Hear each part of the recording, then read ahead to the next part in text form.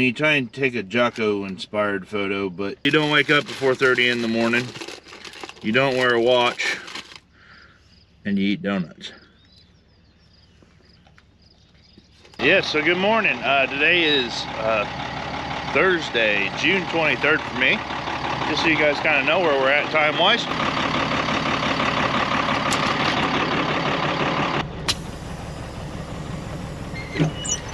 Brandon and I are loading a haul of corn this morning. They need corn apparently. So when we get back, we will probably reload the semi. Don't think I'll go back with it here today, because also things on the schedule, which is sprayer, is that we got to get some spraying done on some corn, and we have some hay on the ground. And if you can't see the sky this morning, it's red. Take that as a warning or not, it's up to you. But time to get the hay put up. Let's get down the road and we'll see you guys at Cargill.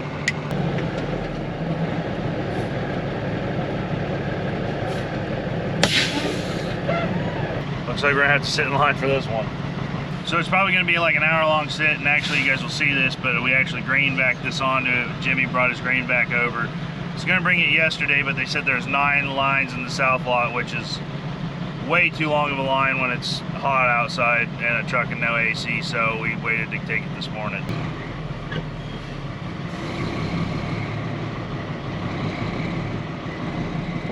This Cargill uses a probe shack, and then where they take the grade. And now I think they got an imbalance scale. I haven't been here since they got an imbalance scale, so I gotta figure out how that works, but we gotta get probed, tell them whose grain it is, yeah, that whole deal.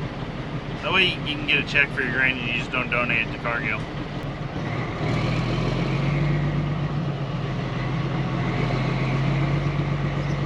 So I still stop at the TV screen, it tells me which dump to go to and stuff like that, and call back.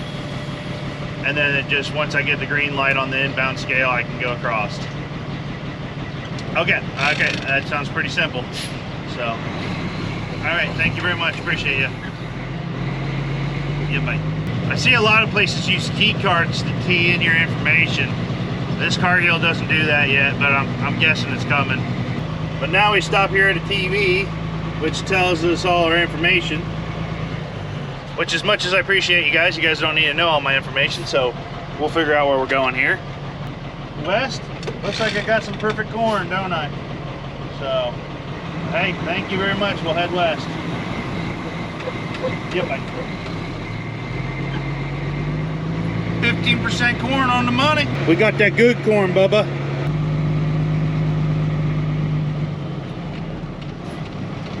Did you eat a big breakfast? We might have been a little heavy there, bud. Too many blueberry donuts. So there's 3 pits at this Cargill, 2 at the east, 1 at the west. So we're headed to the west, which we got to cross these train tracks.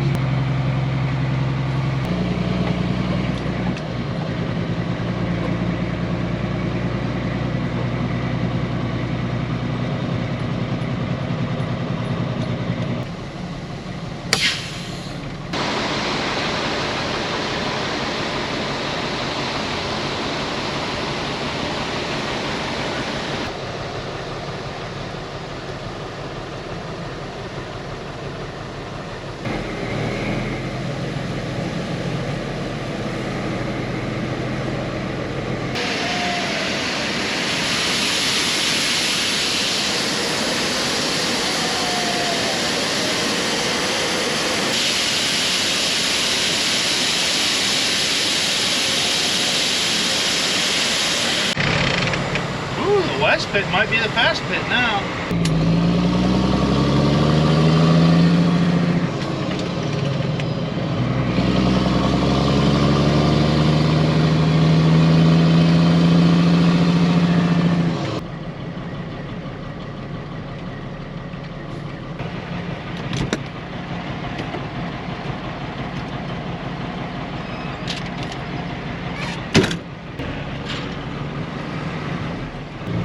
Very cool. That's way faster than they've moved trucks through before.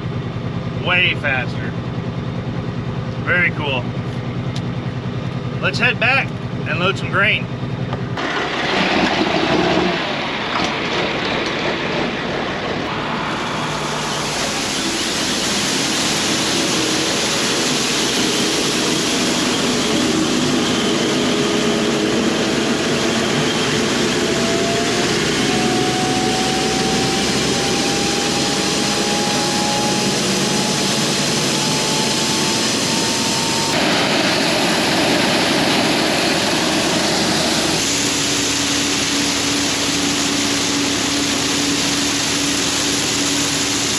What you guys just saw and heard is a grain vac. That grain vac is different than running an auger and stuff.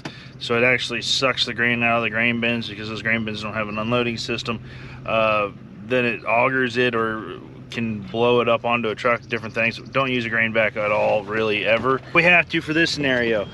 So what it looks like we're gonna do the rest of the day is we gotta try and get some hay put up, gotta get some spraying done, which I talked to you guys about. We actually put up some more hay we didn't put on the video. So today's a Thursday. I mowed last Sunday, mowed some new seeding stuff, and then Andrew mowed on Monday morning. And then yesterday, or Tuesday, Andrew started to mow again, as you can tell right here.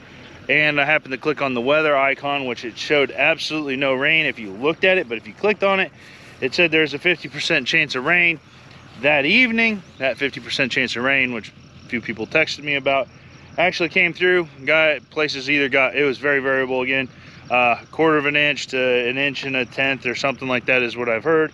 I think this hay right here got maybe a 1/10 or 2 on it and doesn't really hurt it at all. Top of it's a little more sun bleached because I decided to leave it yesterday, but we're in pretty good shape. So pretty much when I saw that, we pulled Andrew off of mowing because I was spraying that day and Dad was spraying too. And Andrew and I jumped into rakes and we raked about 50 acres of hay and got every acre except for what he mowed that morning baled up before the rain came. So that was a blessing. I actually was this close to raking some of this hay to try one day hay, but it wouldn't have made it. But man, it was like 90 degrees, 50% humidity, and a pretty good breeze going on. If there was a day to make one day hay, that was the day. But this probably would have been needed to be tested, and I still don't know if one day hay would be possible or not. Let's go. Then the weather forecast has rain coming again tonight, and rain again tonight, and then what am I trying to say? Rain again coming tonight, and then a bunch of heat coming. So hoping we catch another rain. Got to keep catching these rains with these these temperatures where we're at, especially the lower humidity. I like the heat for the corn right now. Trying to catch some of that corn up, but we got to keep the moisture coming. Well, I guess we could just go look at some corn and the oats. We haven't shown you guys the oats in a video or two. Good thing I took my load first thing this morning. Woo! Wouldn't want to be there now. Yep, so here's what the oats are looking like. Pretty decent, I guess. I speak as I'm a major oat grower, and I am not. But the oats have been sprayed, or they were side dressed with some nitrogen, sprayed with some 2,4-D to clean any broadleaves up out of the oats so that the straw will be clean. And then here a little bit ago, hit the nail on the head when we applied some fungicide onto those oats right there. Applied the fungicide, got some rain, flag leaf, oats out. Woo, woo, woo, woo. We like it, we like it, we like it. It'll be fun to see what these oats do. Well, we're gonna pump out a lot of straw. Gonna have to find some things to do with that straw. Trust me, I'll think of something. But here's some corn. This is the first field of corn planted. We're definitely over knee-high by the 4th of July. Second pass of chemicals has been sprayed on this corn. This corn has grown a foot in like a day and a half. No joke. If Mother Nature keeps shining upon us, knock on wood, there's a chance we might actually get to grow some corn this year. Things are coming along. Things are coming along. So, what's next? Spraying? Spraying. So we are in the DTS-10. You can tell that's a little bit different than the other Hagee. That's because the other Hagee is, we'll just call it on a mechanical vacation. The thing continues to throw CAN bus codes, which shuts down the hydraulic system on that sprayer, and therefore doesn't spray, doesn't move, doesn't do anything whatsoever. And we're struggling to figure out why. We're back in the DTS-10 here today, spraying second pass on corn. I do miss the STS-12, very much so, especially the crab steer in the corn.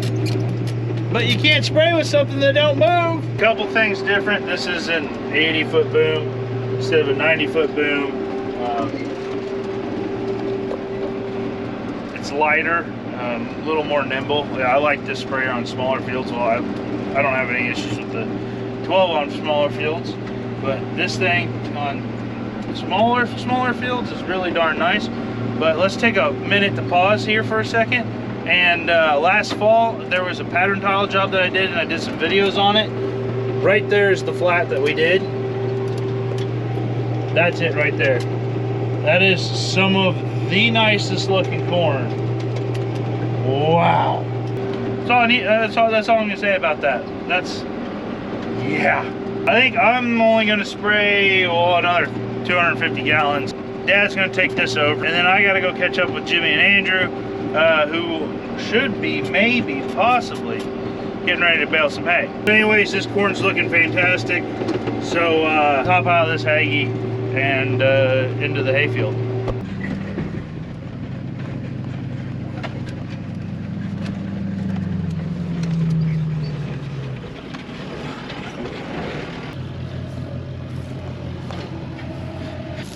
Ooh, that looks good.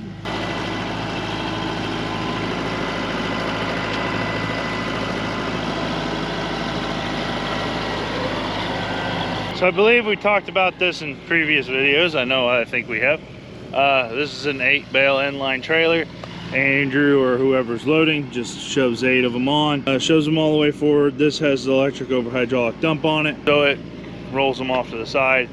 This is a very fast way of getting hay out of a field, especially if I can just show up and Andrew's got 8 ready to go, or we can actually drive around through the field and he just picks up a bale, puts it on, picks up a bale, puts it on. It's really efficient.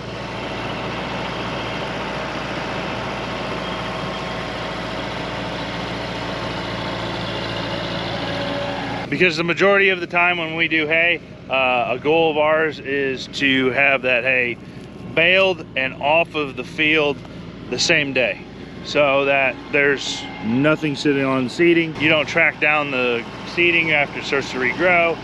You don't put ruts in the field. You don't leave bales in the field. You don't cause dead spots in the field.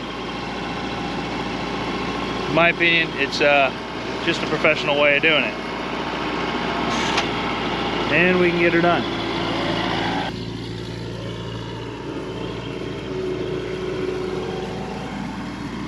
That's some nice cow chow right there. So after you get them hauled into wherever you happen to gonna stage them, they all end up kind of in a mess like this. And then you need to stack them. This year I'm trying something a little bit different. I am going to actually put numbers on the side of the bales, and then keep track of kind of some important information about the hay, like quality, maybe when it was cut, the weight of the bales, where it came from, things along those lines. Because I actually, when you stack all the hay in piles like this, you lose track of where stuff came from and the quality of it and how many of those you should have, yada yada yada. So we're gonna give this method of record keeping a shot and see if it works out.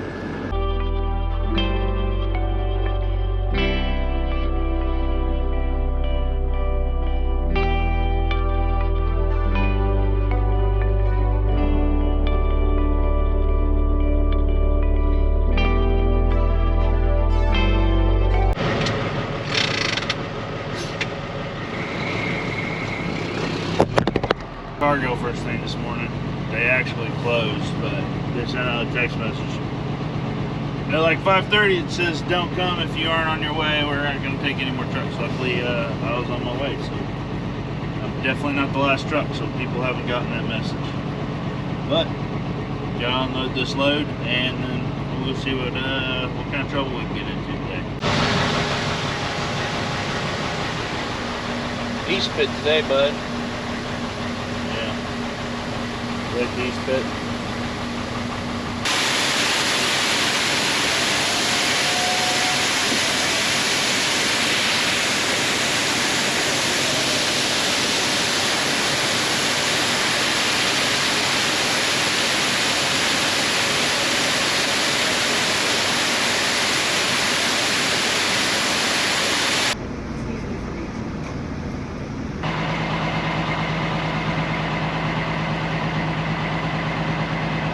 We were down at Rathbun Lake get the Browns mess.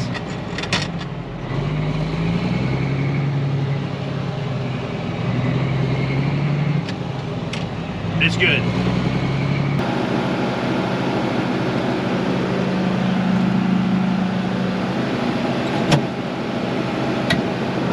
Oh! Mowing, raking, and baling all in one field. Back to getting some hay put up here today. Andrew's mowing the middle of the field. I was helping him mow a little bit ago, but we mowed the outside. So like the outside 6 rounds here yesterday, and Jim came to bale him here, so I got from the rig. He baled also some stuff that I mowed on Sunday. But that'll mean that then the middle is just ready to be baled. Oh, probably. Well, it'd honestly go tomorrow, but Jim's got some stuff he needs to bale tomorrow. So that'll make this stuff ready to go on Thursday. So today, to finish out this video, we're going to do a little bit of haying. Have a little fun with that, and hopefully enjoy it. Let's continue working. And we're kind of in a rough field, and I'm on a narrow grow crop tractor. So, ah boy, it's like riding a bull, which I haven't ever done, so that's an assumption. But we'll get it. This video is encompassing multiple days, if you can't tell by now. But when we plumb this to actually be able to use this motor to pump on water, this is the first time we're going to do it. So in theory, I hook this up here. So then we open this valve. There's where it's going to pump to. One pull, everybody knows the rules.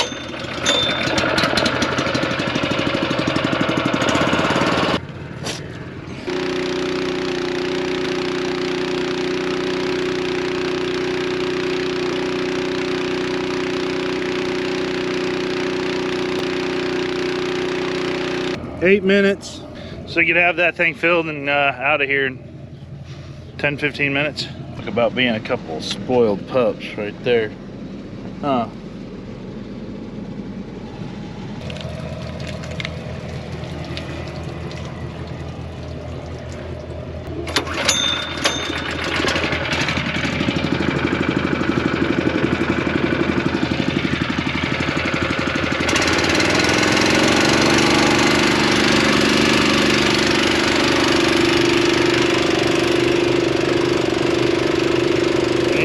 Pumping on water.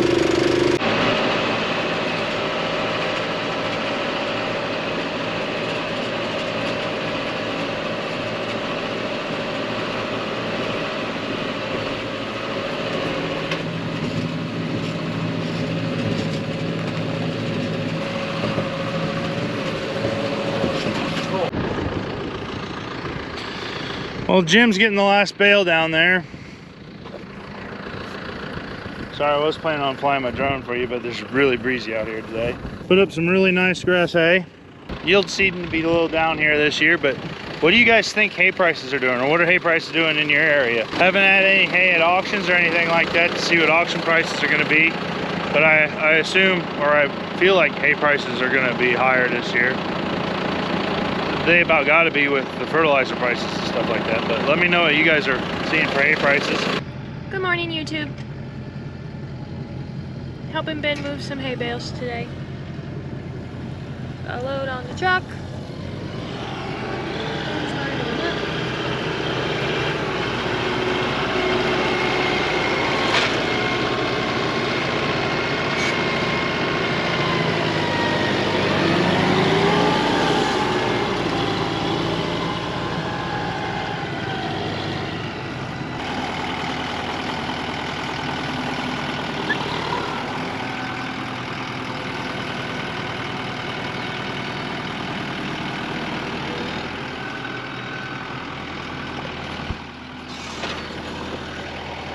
What I don't think she's realized is that she is now working her way towards having a weekend job every single weekend of picking up and stacking bales. Hired help. You want to go into the bale. You want to go straight into it. You don't want the forks to be that way. So lift it up some. Okay, and see the big rest on the the forks? Have that be flat to the face of the bale. Keep going. Up a little bit. Okay, go ahead.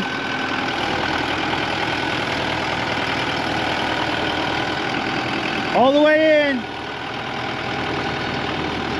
There you go. Oh. Okay, tilt it back. There you go. Lift it up a little. Okay, go stack it in the pile.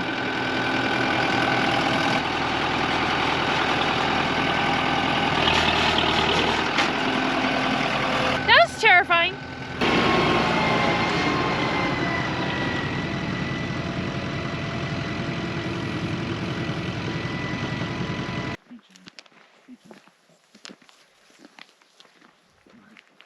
I think we got enough for a video. That's about a week's worth of stuff.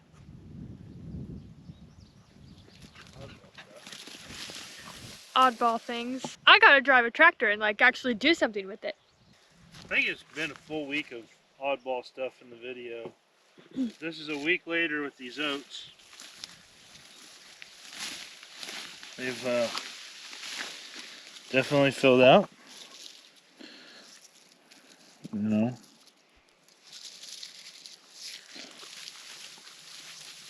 Here you go. You guys want some oats? Hey, you guys want some oats?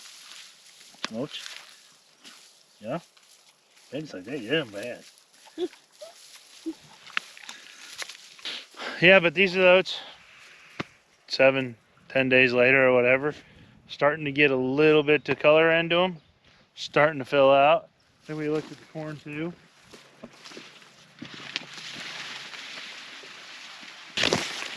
But here's the corn. It's head high now. We got a rain recently. It's pretty cool. You can look at the ground. It's still wet around the roots. 5,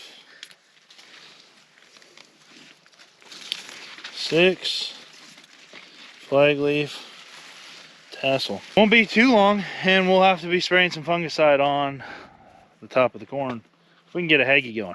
But I think that's the end of the video here. Kind of a succotash-ish video. I think that's what succotash means, just a mixture of stuff. Hope you guys enjoyed it. Say bye.